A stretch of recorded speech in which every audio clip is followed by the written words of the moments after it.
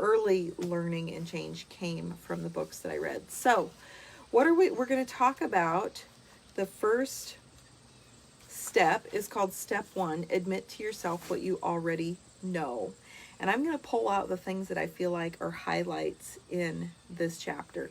Nancy Levin is a gal who was in a miserable marriage, and she had had an affair, and she had written about that in her journals, and yet she was still trying to keep her marriage together, trying to keep it together. And then one day her husband blew up at that point in time when he found her journals. So her story is, sorry, my son keeps calling me and I don't know how to answer him and without interrupting this. So she talks about how she had had a traumatic event when she was 2 years old where her brother died. And at that point in time, she took on this identity of Superwoman at age 2, where she probably almost can't even consciously remember that. But she says several beliefs became imprinted within me during that time. That I must be perfect in order to make up for my parents' loss and grief. Since I'm the one who survived, I'm undeserving of joy. Maybe if I'm perfect and indispensable, I can fix everything. And the kicker, if I am imperfect, I will be disposable and die. So the important thing here is to understand when we are dealing with conflicts in our life, whether it's a relationship conflict, a job conflict, anything that is not working in your life right now, it might look like another person or circumstances to blame for that. But I almost guarantee you that if we had an hour to sit and chat and dive deep into that, we'd uncover some areas in your childhood where some things didn't go well and you took on some limiting beliefs that have set you up to be in the situations that you're in now. And that's what Nancy was saying, is that at 2 years old, she took on this Superwoman perfectionism role. And these beliefs were formed unconsciously and not logically, right? But that's what was formed.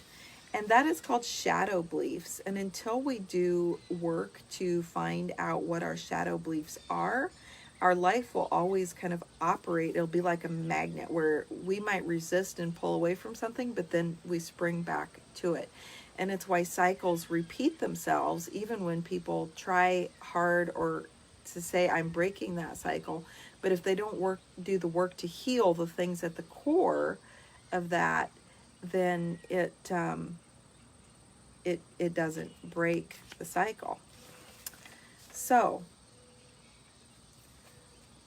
here's what she said. My childhood circumstances had turned me into someone with an extreme ability for empathy and endurance.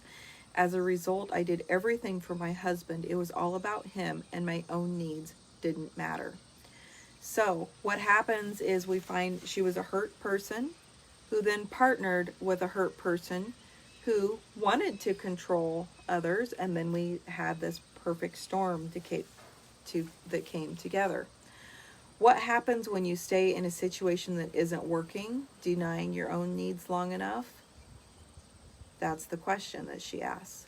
So when we deny our own needs long enough and we stay in a situation where that internalizes in our life, it internalizes in us, and if it doesn't find an outlet eventually, it shows up in chronic health problems or cancer or many other situations.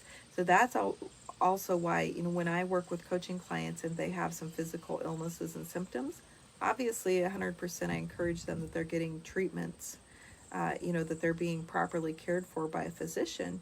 But I also believe there is an emotional cause to every physical problem. So she says it was my self-abandonment that led to my infidelity. I betrayed myself by pretending to be someone I was not. And I could not admit to myself that our marriage wasn't working, let alone admit that to my husband or anyone else. And then she talks about, if Brene Brown is another woman who is awesome on these topics. She has a TED Talk on vulnerability. If you haven't watched that, I encourage it. But Brene Brown says perfectionism is a shield that we carry with a thought process that says, if I look perfect, live perfect, work perfect, and I do perfect, I can avoid or minimize feeling shame, blame, and judgment. Okay. So underneath the facade of perfection is who we really are, and that perfection is there to protect us from something, whether that's something real or not. Most times not something, it's something we perceive as a threat. So it's time to admit what you already know. What do you already know that you haven't consciously allowed yourself to admit out loud? You know, for me, that's been different things at different points in my journey, because every time I go through something like this, I do my own journal work, and I still, I do that work from where I'm at today. So as I was preparing for this lesson, I was doing my own journaling on this, but at the beginning of my self-growth journey, it was admitting that I'm in a marriage that I don't like, and I don't want to be here anymore. And then later on for me, it was I'm living in a town I don't like and I don't want to be in anymore. And then it was I'm in a job that I used to love and I don't love it anymore. So those are some things. So questions to ask yourself. These are journal questions. And you can grab your notebook and pause the video and write these down. What would you not want to tell your best friend? Question 1. The next part of that question series is, what inside of you would you hide if you had a camera crew in your house shooting a reality show? What do you not want other people to see or know? What do you feel shame about? And what do you feel you must hide in order for other people to love you?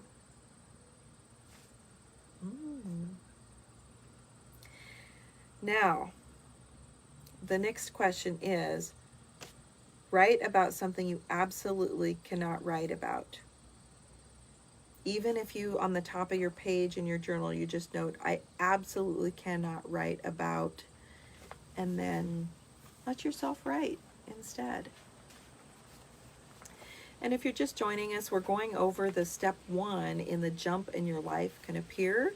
And I'd love for you to leave comments if you, as you answer these questions, even if you want to leave a comment on the video or you want to do whatever, but just if you're watching this later on, use hashtag replay. So she moves on in the book to talk about the easy way out. When we betray ourselves and others, it's often because we have made the easier choice. So for me, it was easier to stay in my marriage and be miserable, and instead of take the action needed to figure out how to dissolve it and move on. Now I say easier because that was what appeared easier at the moment, but by far the rewards of following through and doing what your heart is calling you to are way outweigh that in the long term. So she says, I mistakenly believed that it was easier for me to have an affair than to tell my husband the truth. Yeah, absolutely. Who identifies with that? It's easier to do something that you really would have never thought as an option of doing than to be truthful and find a solution to the problem that's right in front of us. The cowardly choice will be harder, not easier at all, because it will almost inevitably lead to destruction, leads to greater issues and greater problems. So what about you? What are you doing right now that's the easy way out? I know someone had just left a comment about not wanting to call law enforcement when there was an issue. And I'm asking you, is that the easy way out? is it the way that allows a cycle to keep being repeated instead of putting your foot down firm and saying, this is done. I will no longer accept this in my life. Just questions, food for thought. And then Nancy moves on in the book to talk about what are you committed to? And here's the thing, when she was 2 and she had the experience of her brother dying, and she took on this superhero role of that she had to be super perfect and keep everything looking perfect and fix everything in order to be okay. Those were unconscious beliefs that got wired into her being. Now, that is commitments that are what we call unconscious commitments. So she says, for 18 years, I thought I was committed to my marriage. But in hindsight, I realized I was actually committed to being indispensable. Wow. I was committed to rescuing people. I was committed to always trying to improve someone else's situation before my own. And that led me to stay in an unhappy marriage, even though it was a lie. And that's what she says in the book too. So we agree on that point. So what I've learned is that in life, we get what we're committed to at the deepest level. So I want you to think about the things that you have in your life. We are, whether we are aware of it or not, always creating exactly what we are most committed to. So the circumstances around you right now, something unconsciously in you is creating that circumstance. Whether it is the feeling like you deserve to be punished, the feeling like you're unworthy and unlovable, and this is the best that you can get in life. But the choices that we make always are in alignment with our deepest commitments. So when our lives are not the way we want them to be, we can be certain there's a conflicting underlying commitment, a commitment to something other than what we are saying that we're committed to. So anytime you're saying that you want something, but that's not what's manifesting in your world, then there's a deeper commitment to be explored. So check your commitments. Again, you can grab your journal and write down these questions and then explore them later. What do you get in life repeatedly that you don't want? And what might you be unconsciously committed to, which keeps bringing these unwanted circumstances into your life? Okay, so 2 questions there. When I first started doing this work, it took me a while to get this and understand it. And the more of it you do, and the more you sit and play with these ideas, the more you understand how true that they are. So all of these things lead to us having to really dig deep. And it's also why we don't blame other people for our circumstances, nor do we take on the fault of their bad behavior. Everybody's responsible for their own bad behavior, but we have to own what is causing us to stay in a situation where someone else repeatedly demonstrates bad behavior. Okay. What would it be like to live authentically? This is a journey that I have been committed to. In 2020, I was committed to living an authentic life. And when I told my friends this, a lot of them said, we already feel like you're a very genuine, an authentic person. And I said, thank you very much. I appreciate that. And I feel like my life has, over the last 10 years, been going like this, where at first my internal world was here and my external world was here, and the more I healed my internal world, the more it pulled my physical world in line with my internal world. And till this year, I feel like I'm probably about right here, there's some things still deep down inside where I'm still walking on eggshells around some people in my world. And there's some really, really, really deep work that I needed to do this year to continue to get my life, my internal world in alignment with my physical world. And I see that as this is just the continuing, ongoing journey of growth, personal development. But I want to know, whose life are you living? Because if you are living a world where someone else's preferences always are more important than your own, then you're betraying yourself. And betraying yourself, this is what Nancy says in the book, betraying yourself can never be the price you pay to avoid betraying someone else. We don't serve anyone if we are pretending.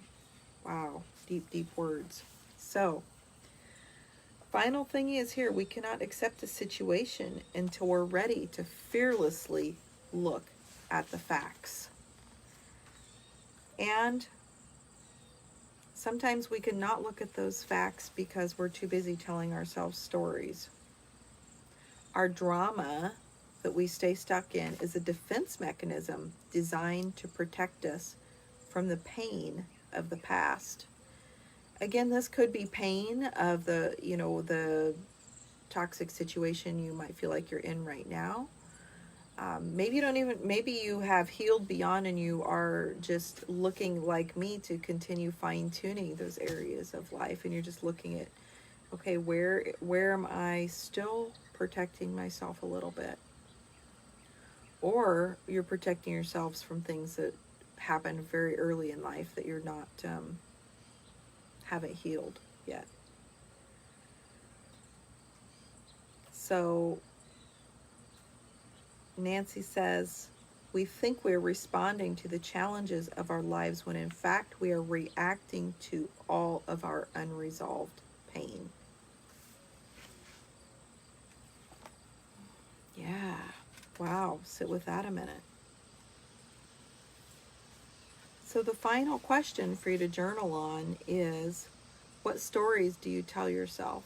Because we get caught up in stories all the time where we make decisions for other people. We decide how other people are going to act, and then we make our own decisions about our actions based on our decision about how we think that they're going to act, not how they really act, but how we think. So a story I tell myself is ... but the truth is. And I want you to sit then with that journal question as we wrap up the first of the 10 steps in this book. So, a moment to forgive. I always think on our journey, one of the hardest people to forgive is ourselves. And I know that when my eyes opened to the situation that I had been living in all my life, that was overwhelming, and then I immediately felt like, oh my gosh, how did I not see this sooner? And it took a long time for me to forgive me. Okay, so where are you going to apply these things in your life? Here's where the action comes in, because if you've watched this video and you've thought, wow, that all that information sounds great, now I challenge you, pick up the pen and do the work to journal the answers. Just like I've got my journal here, I'm doing. It's our continuous growth journey, and I guarantee you, the more you do the work, the more clarity you're going to have, the more confidence that you're going to have about how to proceed forward, and the more confident, the more in line your physical world is going to be with your internal world. So it's not always easy doing that deep internal work. I've cried a lot of tears, and I've had a lot of coaches that helped me along the way, and had a lot of conversations with people who were there to uplift and inspire. And I also caution you to not expect those people who haven't done the work to have answers for you that are going to make sense, because we give people advice based on the experiences that we have in our own life. And if we haven't done it, for someone who hasn't done the work to heal their life and live past that, it's probably not someone I'd take a lot of advice from. So your friends might not be the people to ask for advice from. And that's why having someone along the journey, that's why this space is so important. And for those who are ready to dive deeper, that they take the opportunities to either do the deeper dive classes or whatever it is that you're feeling called to. So thank you for being here. I think it's no accident that you're here. I believe that everybody's called into this space because they found this space for a purpose, because there's something that they need at this point in time in their life, and probably a year from now. It's an ongoing journey. So thank you for being here. Please leave a comment below about what you're taking away from this chapter of the book today, and I look forward to talking to you soon. Bye-bye.